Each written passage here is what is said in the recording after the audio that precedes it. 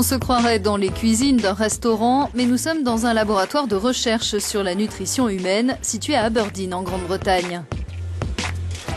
Ce ne sont pas des clients, mais des volontaires qui le fréquentent. Les plats servis visent à les faire manger moins, sans qu'ils restent sur leur faim. Les différents types d'aliments que je mange ici me rassasient pour un bon moment, donc je ne suis pas tenté de grignoter, c'est une bonne chose. Cette étude est la pierre angulaire d'un projet de recherche soutenu par l'Union européenne. Son but, identifier les ingrédients naturels qui réduisent la faim et procurent la sensation de satiété, bref, qui permettent de lutter contre le surpoids et l'obésité. On parle d'ingrédients riches en protéines, d'ingrédients à base de plantes, de types de féculents, de certains amidons, mais aussi de fibres solubles. Et on les utilise dans de nombreux produits, pour des aliments cuits, pour des biscuits, dans des smoothies, des yaourts, des sodas, des eaux minérales, toute une série de produits industriels que les gens peuvent intégrer facilement à leur régime alimentaire habituel.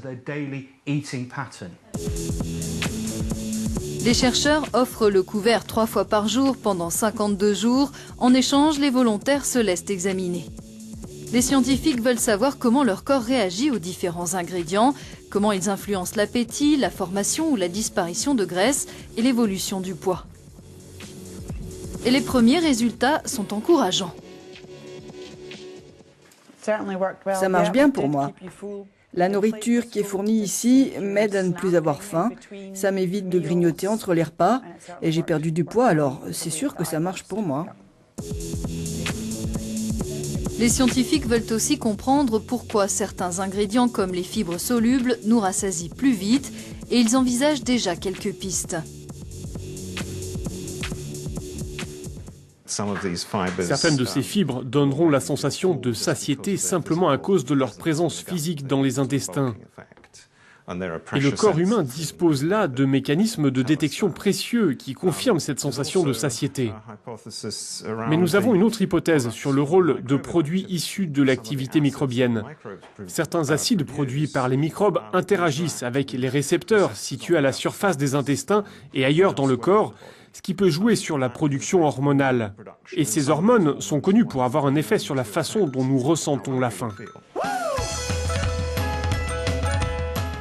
Si les chercheurs veulent participer à la lutte contre le surpoids, ils espèrent aussi ouvrir de nouvelles perspectives en vue de développer de nouveaux aliments ainsi que des méthodes d'élaboration innovantes.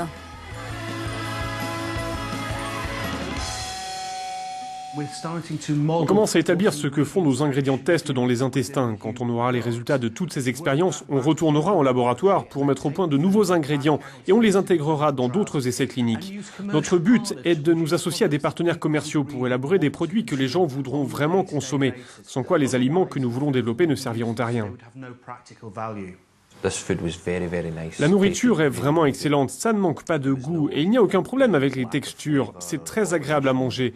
Donc si à l'avenir des produits nouveaux ont la même saveur, la même texture, la même apparence et la même odeur, je suis sûr que je serai volontaire pour les goûter. Ces aliments particulièrement rassasiants pourraient s'inviter à la table des consommateurs européens dès 2016.